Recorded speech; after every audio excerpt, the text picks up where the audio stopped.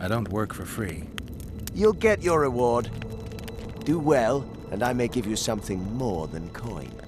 We're losing good men. Yes. Give me something more than coin, I'll buddy. see what I can do. That's just a bit awkward. Anyway, guys, hello and welcome. We're playing The Witcher 2 Enhanced Edition. Assassins of Kings. I think that's the full name of the game. So we're looking at that. And why am I playing it? It was really cheap on Steam, and I really wanted to play another RPG game after I got totally sucked into Skyrim. And that's what it is. Bought it, didn't have very high expectations, but actually I have to say I'm positively surprised.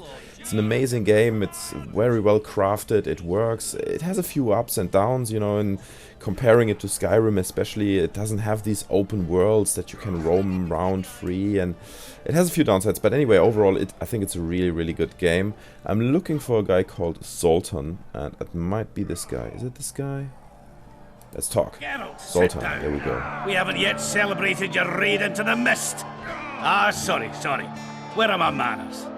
Sheldon Skaggs, veteran of the battles of Sodden and Brenna. So I'm in some kind of dwarf town at the moment, and apparently all these powerful kings and leaders from all the different areas have just combined together to pull on one string and fight against the one big enemy. I don't want to spoil the whole story, but in this meeting one of the ladies got poisoned, and now I have to chase down some kind of treatment to save her from dying from that poison.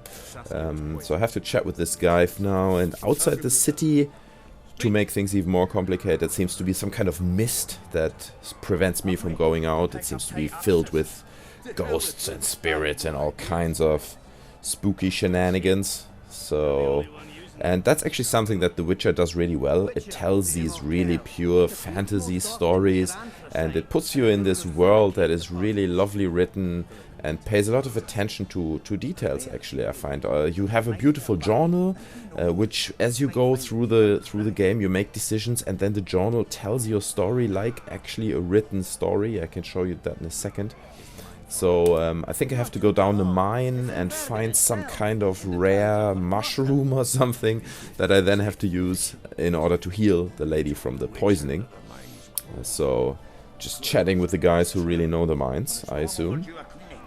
And I maybe should pay some attention to what they say. Miners started disappearing. Must have tapped the wrong vein and woken some scum from the deep. We wanted to send a crew of stout fellows in, but Saskia said she needs all the soldiers she can find up top, ready to defend the town. We closed the shaft. Alright, so these miners keep disappearing and stuff happens down in the mines, and looks like I'm gonna have to go down there and clean the place up. Let's do this. One thing I find a bit weird that I still don't have a bow. I don't know if this is kind of a Witcher thing, but I see everyone else having bows and shooting arrows, and I have only 2 swords, which are really useful. You know, he really fights with a great mechanic, and you can combine magic and the sword fighting beautifully, so that's quite well done. But nonetheless, sometimes you just have these moments where you think, a bow would be good. Okay, so I'm trying to get out of here. No, wait, that's wrong, isn't it? It's the wrong way. So it looks like I will have to go down into that cave, or into the mine, or how they called it. Let me see how I can get in there. I'm relatively new in this city.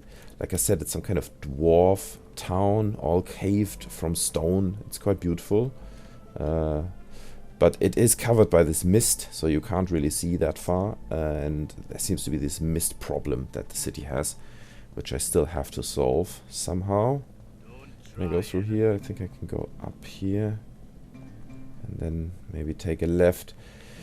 Don't know if I'm too stupid or if there is no big map function, so you always only have this little map on the top right there, and it's sometimes a bit tricky to navigate. You see, you only have the little orange arrow indicating to where you have to go, and this is obviously not the right way.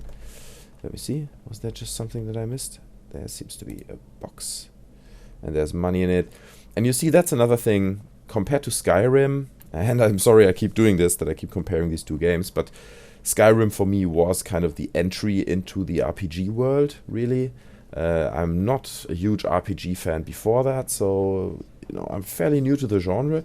But if you're in Skyrim and you steal something from people's home, then you feel kind of guilty after that, and because you stole stuff from these poor people who have nothing. If you steal something here, if you go into a room where somebody lives and steal his money, you don't feel guilty at all, because you're just not really attached to these characters for some reason.